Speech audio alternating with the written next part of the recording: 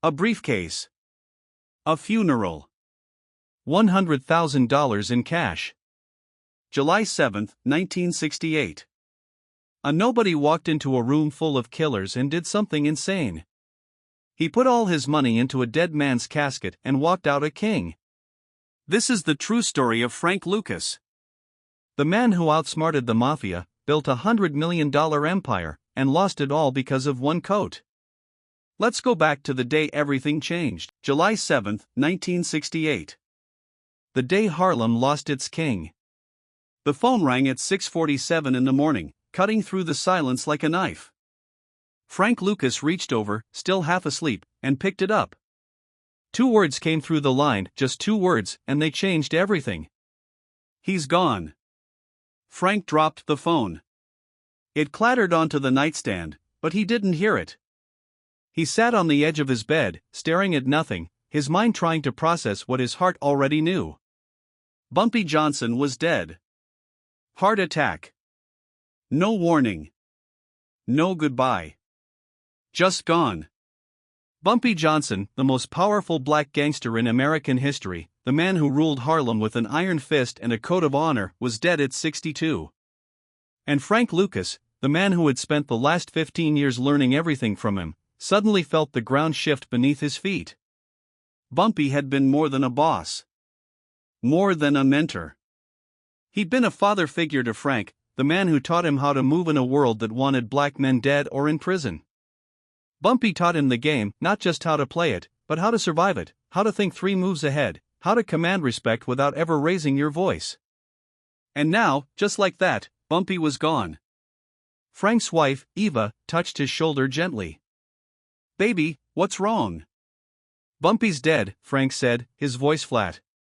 Eva gasped, her hand flying to her mouth. "Oh God, Frank. I'm so sorry." But Frank wasn't listening anymore.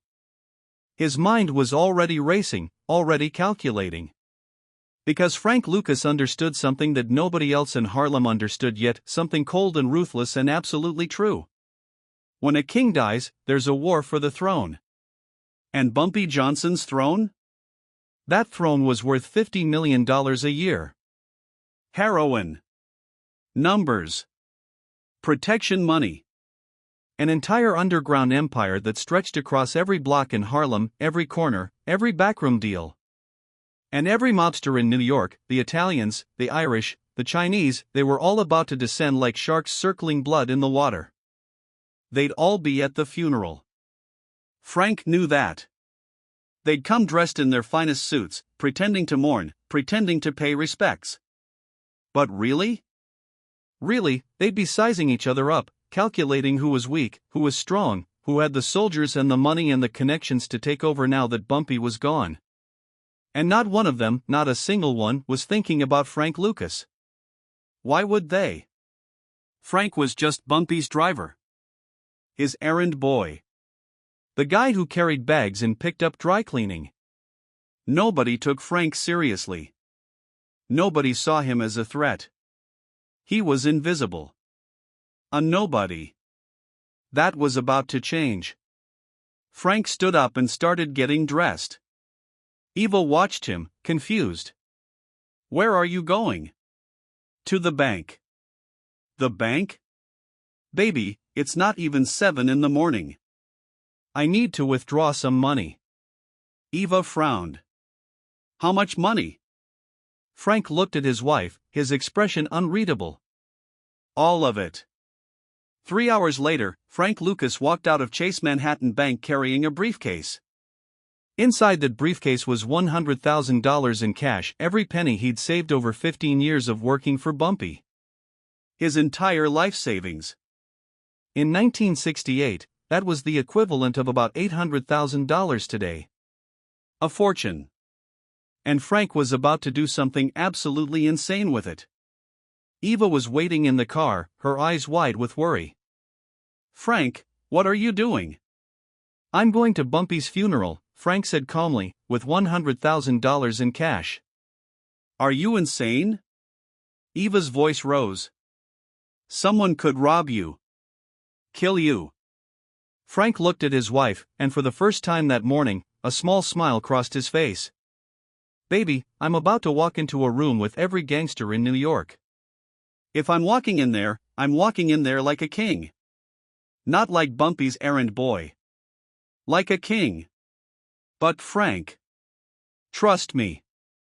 The funeral was held at Abyssinian Baptist Church in Harlem, the biggest church in the neighborhood, massive enough to hold 2,000 people. And that day, it was packed. Standing room only. Every seat filled with gangsters, politicians, community leaders, people who owed Bumpy favors, people who feared Bumpy, people who loved Bumpy. And sitting in the front 3 rows, dressed in their finest suits, were the mobsters. Frank recognized all of them as he scanned the crowd. Carmine Tramonti from the Lucchese family. Joe Colombo. Crazy Joe Gallo. Nicky Barnes and his crew. The Italian Mafia. The Black Gangsters. All of them sitting together, pretending to mourn while secretly calculating how to carve up Bumpy's empire like a Thanksgiving turkey. Frank walked in late on purpose. He wore a black suit, black tie, black fedora. And he carried the briefcase. Every head turned. Who the hell was this? Oh. Bumpy's driver. The errand boy. People went back to their conversations, dismissing him immediately. Frank didn't sit down. He walked straight to the front of the church, straight to Bumpy's casket. He set the briefcase on the floor and opened it. If you're hooked by this story already, hit that subscribe button right now, because what happens next is something you've never seen before.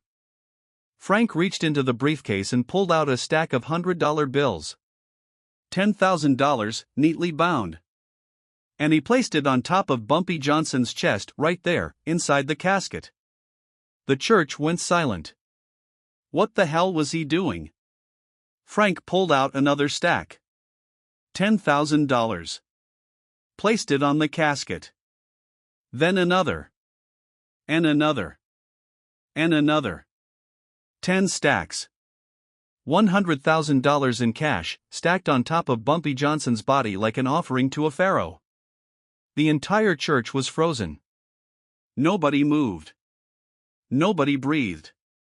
Frank Lucas's Bumpy's nobody driver had just put $100,000 cash into a dead man's casket in front of 2,000 people. And then Frank did something even more shocking. He turned around. Faced the entire church. Faced every mobster, every gangster, every killer sitting in those pews. And he spoke. "My name is Frank Lucas," he said, his voice clear and steady. "For 15 years, I worked for Bumpy Johnson. And Bumpy taught me one thing above everything else." He paused, letting the silence stretch. He said, "Frank, in this life, you're either somebody or you're nobody. And the only way people know you're somebody is if you show them." Frank gestured to the casket, to the mountain of cash resting on Bumpy's chest. Bumpy Johnson was somebody. The greatest somebody Harlem has ever seen. And when a king dies, you don't let him go into the ground broke. You send him off like royalty. So that's what I'm doing. I'm sending my king off with $100,000 because that's what he deserves. That's what respect looks like. The church was still silent. Every eye locked on Frank. He continued. "Now, I know what all of you are thinking." Frank's voice hardened. "You're thinking, who's going to run Harlem now? Who's going to take over Bumpy's operation?"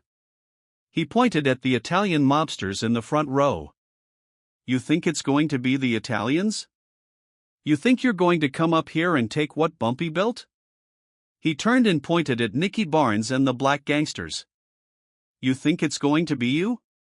You think you're next in line?" Frank shook his head slowly.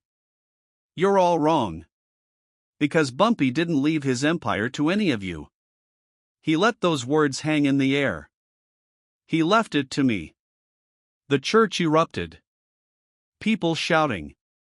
Mobsters standing up. "And here's how I know," Frank continued, his voice cutting through the chaos. "Because I just put $100,000 in cash into Bumpy's casket in front of all of you. And not one of you can do what I just did. Not one of you has that kind of money to throw away. Not one of you has that kind of respect for Bumpy to send him off right. Frank locked eyes with Carmine Tremonti, the acting boss of the Lucchese crime family. The air in the church felt electric, dangerous. You Italians have been taxing Harlem for 50 years, Frank said. Taking 20% of everything we make. Treating us like we work for you. He paused. That's over. Starting today, Harlem belongs to Harlem.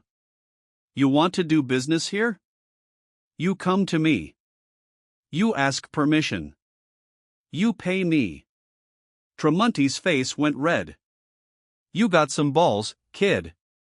I got $100,000 in that casket that says I got more than balls, Frank shot back. I got respect. I got loyalty. And I got vision. 3 things none of you have. Frank turned to Nicky Barnes, who was still standing, fists clenched. And you? You've been waiting for Bumpy to die so you could take over. But you don't have what it takes. You want to be flashy. You want to be famous. You want everybody to know your name. Frank's voice dropped lower. That's how you get killed. That's how you get arrested. He looked back at the entire church now.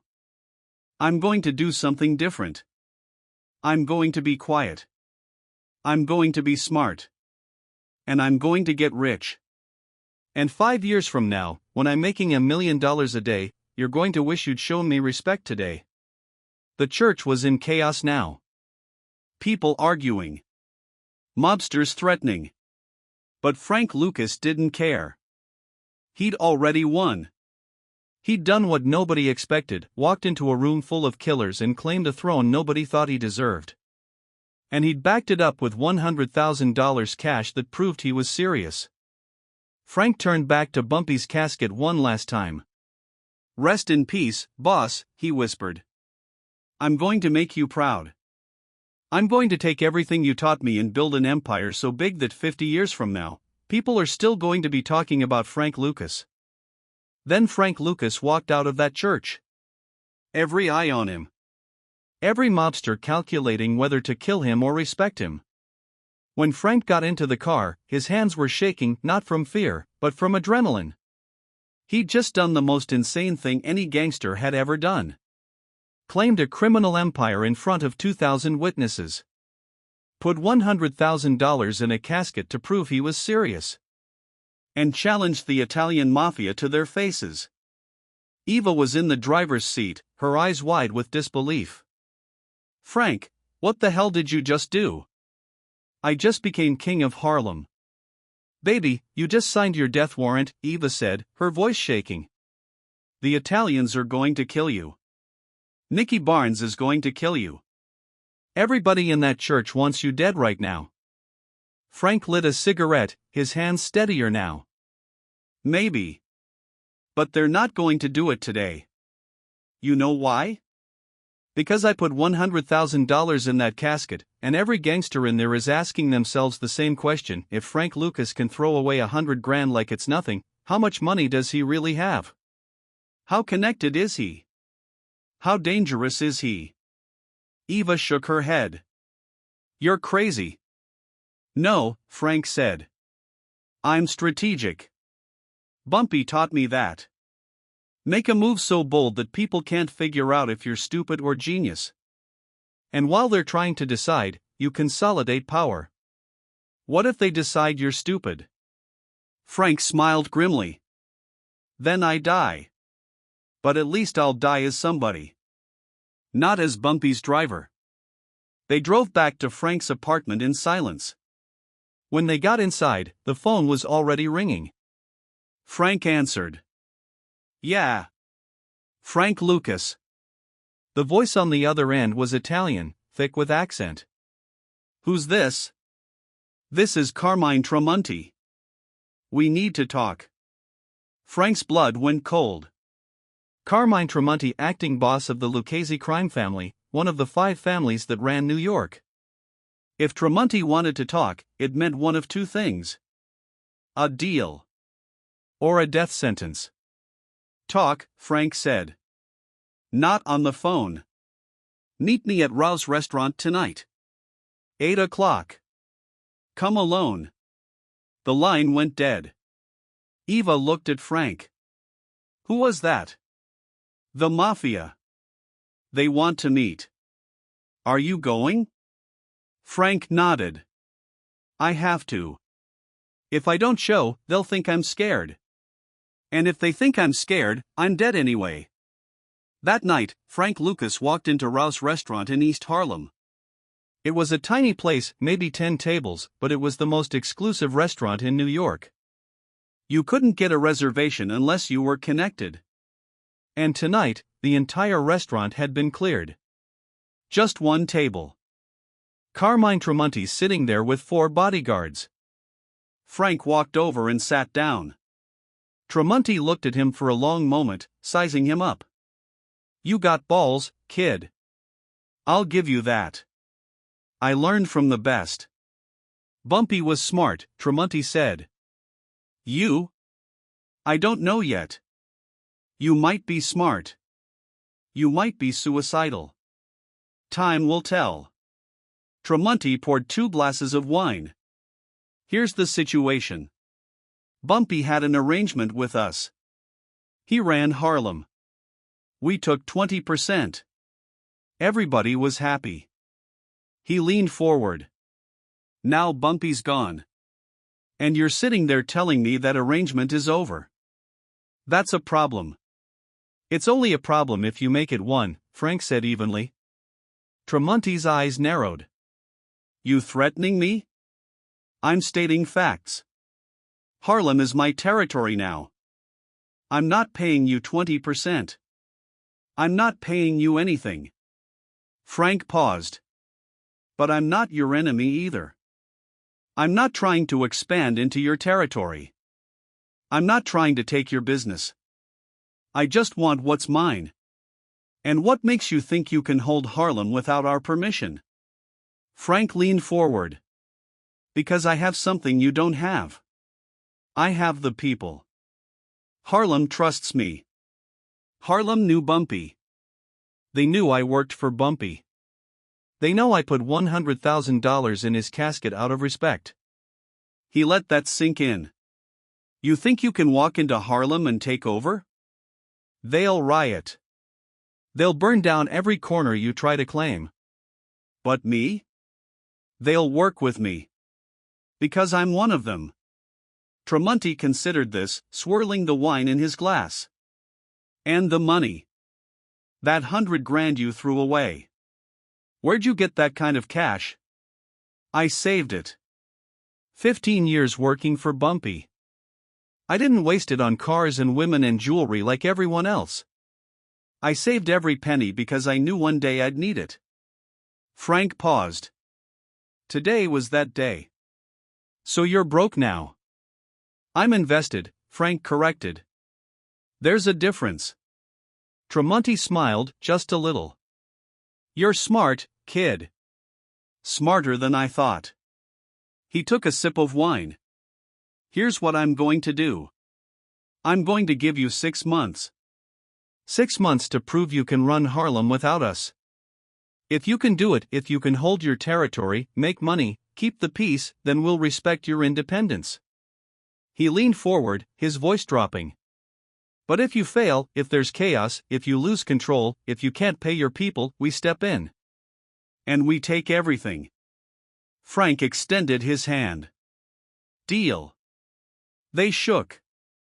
Frank Lucas had just negotiated peace with the Mafia. Temporarily. But 6 months wasn't long. And Frank knew the Italians were betting he'd fail. Walking out of Rao's restaurant alive was step 1.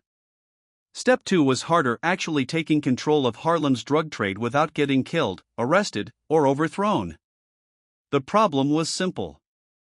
Everyone in Harlem's underworld thought Frank was a joke.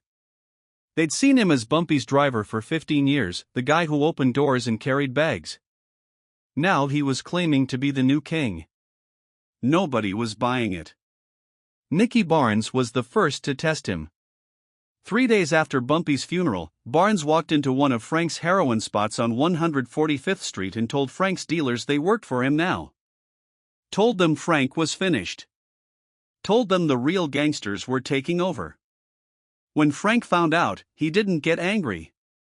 He got surgical. That night, Frank went to see Nicky Barnes at his apartment. Walked right up to the door. Knocked. Nicky opened it, surprised. "Frank, what the hell are you?" Frank pulled out a gun and put it to Nicky's forehead. "You got two choices," Frank said quietly. "Choice 1, you come work for me. I'll make you my lieutenant. You'll get rich. You'll be respected. You'll be my right hand." He paused. "Choice 2, I pull this trigger right now, and every dealer in Harlem knows what happens when you disrespect Frank Lucas." Nicky's eyes went wide. "You're bluffing." "Am I?" Frank's voice was ice cold. "I just put $100,000 in a dead man's casket. You think I'm afraid to put a bullet in a live one?" Nicky stared at Frank for a long moment, calculating. Frank could see it. Nicky was trying to figure out if Frank was serious. Frank pulled the hammer back on the gun. The click was loud in the silence. "Choose." "Okay. Okay. I'll work for you." Frank lowered the gun. "Smart. Because here's what you don't understand, Nicky. I don't want to be famous. I don't want my name in the streets. I want to make money. And you? You want to be a star." Frank smiled. "So here's the deal. You're going to be the face. The name. Mr. Untouchable. And I'm going to be the shadow. The supplier. The one nobody sees. You get the glory. I get the money. Everybody wins." Nicky nodded slowly. "That could work." "It will work," Frank said. "Because I'm smarter than you, and you're flashier than me. Together, we're unstoppable." That conversation changed everything. Nicky Barnes became Frank's public face, the gangster everyone knew, everyone feared, everyone talked about. Meanwhile, Frank Lucas operated in complete silence. Nobody knew where Frank's heroin came from. Nobody knew how he moved it. Nobody knew how much money he was making. And that's exactly how Frank wanted it. But Frank still had a problem. The heroin he was getting from the Italian suppliers was expensive and low quality.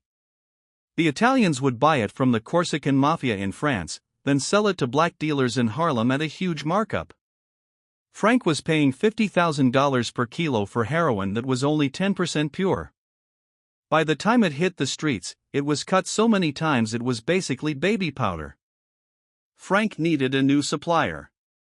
So he did something nobody in the American drug trade had ever done before. He went directly to the source. In 1969, Frank Lucas flew to Bangkok, Thailand, then to Vietnam, the Golden Triangle, the place where most of the world's opium was grown. Frank met with Chinese and Thai suppliers. Negotiated directly.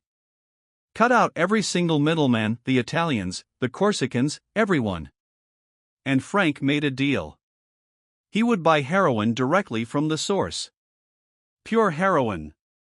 95% pure. For $4,000 per kilo instead of $50,000. But the real genius was in how Frank would smuggle it into America. He would hide it in the coffins of dead American soldiers being shipped back from Vietnam. The military didn't check the coffins. They were sealed. Sacred.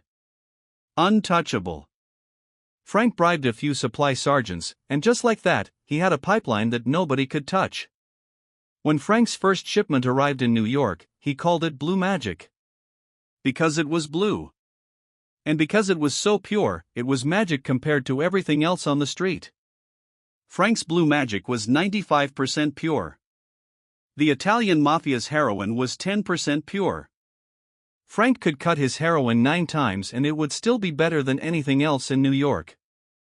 And because he'd cut out the middleman, Frank could sell it cheaper and still make 10 times the profit. Within 6 months, Frank Lucas controlled 80% of Harlem's heroin trade.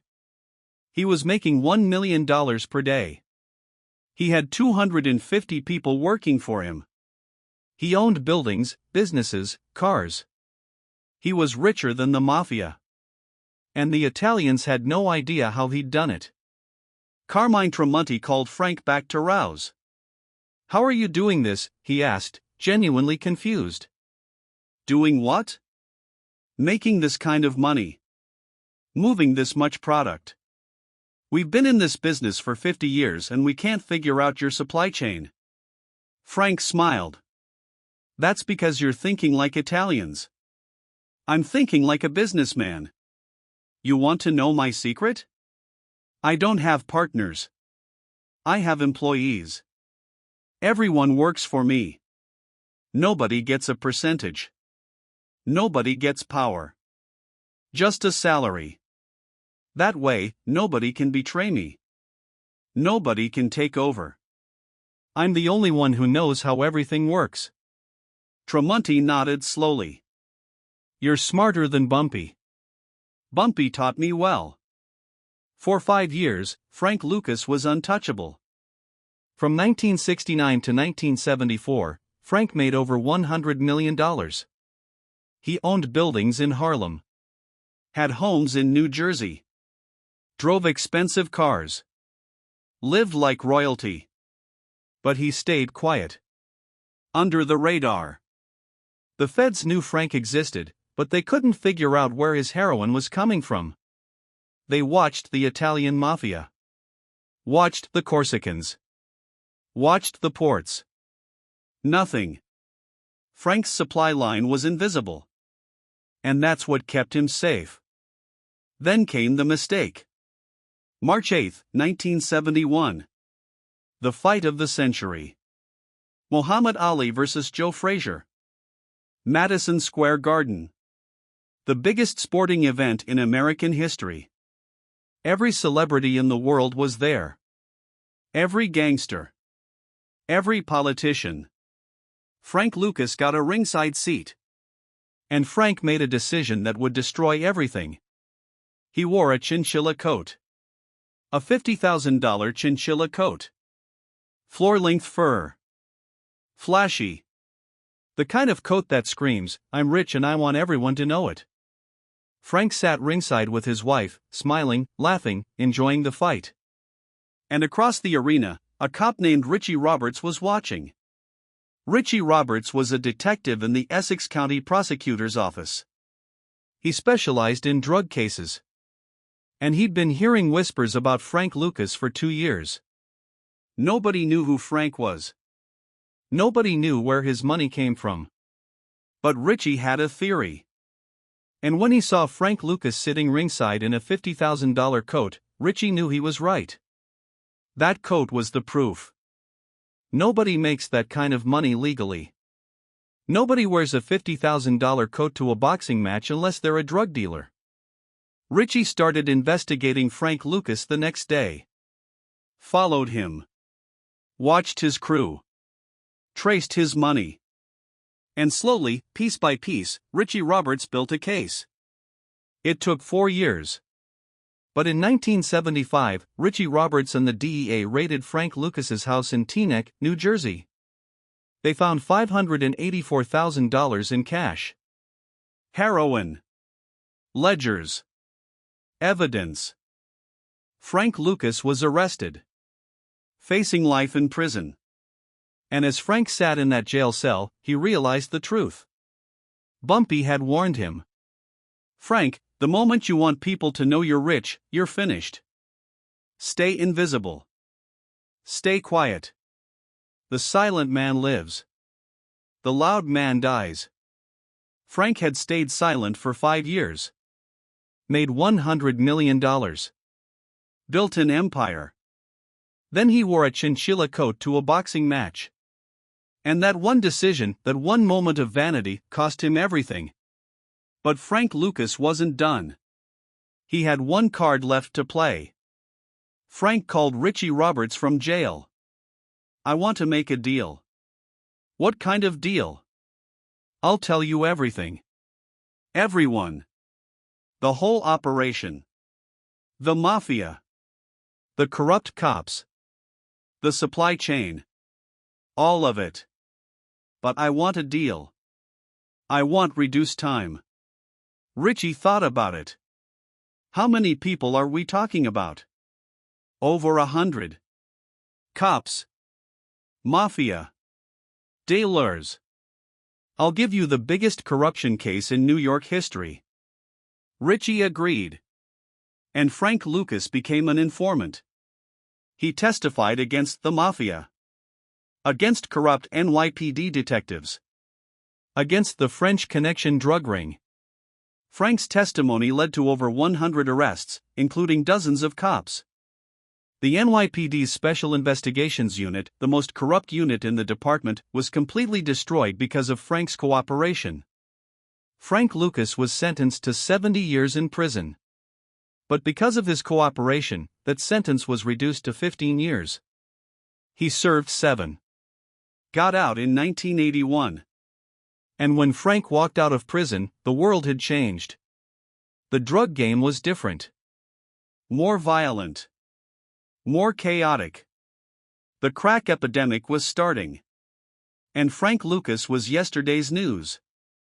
Frank tried to go straight. Started working with kids, telling them not to make his mistakes. He became a consultant on the movie American Gangster in 2007, where Denzel Washington played him. Frank Lucas died in 2019 at age 88. Natural causes. In his sleep. And people asked, was Frank Lucas a hero or a villain? The answer is both. Frank destroyed communities with heroin. Killed people.